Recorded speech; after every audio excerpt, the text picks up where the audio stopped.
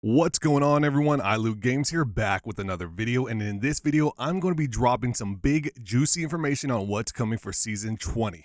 I have the full patch notes and I'm going to squeeze all that info into this video, if hopefully. For those of you wondering where I've been, it's been a long story, but I'll give details about my personal updates at the end of the video. As a thank you to all the new subs from last video, I'll pick a few comments from this one to win the new season battle pass. Just make sure you're subscribed with the notifications turned on, leave a comment, and check back in my next video where I reveal more information about the upcoming season. And of course, I'll go over the someone who leaks and Thornton Smash drama, since I'm asked about that pretty much every single day. Let's go ahead and jump into the season 20 breakout details. I will have to confirm to you guys that there will indeed be no new legend for the new season. With that, there isn't going to be a new map out as well, or at least not really, but I'll get more into that later. I know those are the big things people look for, and to be honest, I'm a bit worried that the hype might die down very quickly for the new season because of this. We've seen it before. This is honestly a big concern. But we have major changes, and it's one that the pros don't even know about yet and haven't even tested. At least that's what I'm told by devs. So I'm eager to see how they react to this. So check this out. Evo shields will be gone and no longer appear in the loot pool. You land with basically a white Evo shield now and can level it up like you normally would via doing damage. But there's a new system called Legend Leveling that allows you to do additional actions to level up your shield, like reviving or respawning teammates, getting assists, stuff like that. This is a system that's going to refresh for each match, so don't think of it like the current weapon leveling system that we have. This is going to be completely different. I'll share some more details on that in a later video. Leveling up shields is actually going to be a bit easier, but I think you'll see far less people hitting the max level red. The goal here is to increase engagement. Now, you don't have to worry about RNG as much when you land contested. Everyone lands on the same shield level, and it's not just whichever team gets lucky and snags a purple shield on drop that wins. Now, you get shield cores. If you manage to kill me and I have a purple shield, you can take my purple shield core. But if you only have a blue one and you haven't reached the purple level yet, the shield will begin to decay back down to blue. It's a very interesting concept that I think will make the play a lot more fun and at least give us a while to enjoy a new mechanic that's this big. I mean, we are about to see a whole new era of Apex Legends play. Everyone will have to adapt and readjust. No more crafting your shields to a high level and feeling confident. That's over with. With these changes to the shields, it seemingly will kill the idea of shield swapping. However, I believe you will be able to swap out a core that is similar to yours and instantly get refilled shield. So this mechanic may somewhat still be in the game. Now, with this leveling system in game comes a huge change. You can now get unique abilities for your character that unlock as you play when you hit certain levels in game. These are sort of like a perk system, but not exactly. Just a quick promo for all the people addicted to this new game like I am, and then we'll get right back to the video. Introducing PalworldPals.com. Are you a Palworlder and you're out there looking for all the Pokemon and you're like, where are they? What are they? What do they even look like? Well, I got a solution for you. Head over to PalworldPals.com where you can see the total list of every pal that's out there. Go ahead and start checking off what you have, what you're looking for, and it will be updated with more features soon. I hope you guys enjoy. If you're loving Palworld like I am, make sure you follow me over on kick.com/ilootgames because I've been streaming a lot. We even got a private server for subscribers. So I'd love to see you guys over there. When you level your shield to blue, you get to choose one of 2 available buffs to enable, and then again when you go from blue to purple. There are a total of 4 new abilities per character, but you can only enable 2 per game. To tease you on a few of these perks, let me give you some examples.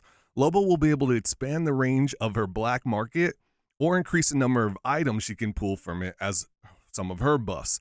Lifeline has a buff that will allow her to self-res herself when she goes down. So let's think about this. There's probably like 800 legends in game right now. Each will have a total of 4 different abilities they can now unlock as perks. So that leaves literally over 100 new abilities in game, and that's pretty exciting. It may not be a rework for all the characters, but imagine that your favorite character that you main can now have new abilities. They did decide, by the way, to also keep the respawning with the same level shield that they currently have in game, which I love, so I'm glad that they are staying with that. Mixtape will be getting some changes in a very, very unique new map, actually the first of its kind of Apex. But before we get into that, the Replicator. Our favorite in-game toy will no longer have weapons in it. There will be 2 weapons in the care package and all other weapons will be on the floor. The loot pool will have a lot of extra room since we aren't getting a new weapon. Yeah, you heard that right, no new weapon, and I don't think we are getting a new item either. With the shields no longer being on the ground, it makes sense that we can now squeeze more into the floor loot. You will also no longer pick up materials to craft with. You get them from leveling up in the new perk system that we talked about before and by doing certain in-game actions. Damage doesn't contribute, so it's more so related to things that you do in the game like reviving and stuff like that. There will also be only a few items in the crafter now, like ammo, health, stuff, and banner cards, but no weapon attachments. So the system will remain somewhat unchanged in that sense. It will also have a new makeover, and so will the loot bins and care packages, so hope you guys are excited about that. The replicators can also no longer be spam used. You can only use the replicator once per squad, so no more landing on them and stacking them to craft items quickly for the whole team. Oh, and are you ready for the huge console news? 120 FPS is finally coming, and it should be out on season launch for all of you console players. They explained that, and I quote, "While we do enjoy the large amount of console players in our community, we mainly have focus on the master PC race because they tend not to be 12-year-olds and can afford to buy all our event skins. However, after many years of putting it on the back burner, we decided to go ahead and upgrade the console versions on next gen to 120 FPS, so I hope their parents will buy them better TVs that can really show it off." That's a wild statement, right? Yeah, I was shocked when they said that too. Mostly because I just made it up. But imagine if that's what they were thinking this whole time. That is crazy. Those devs, man.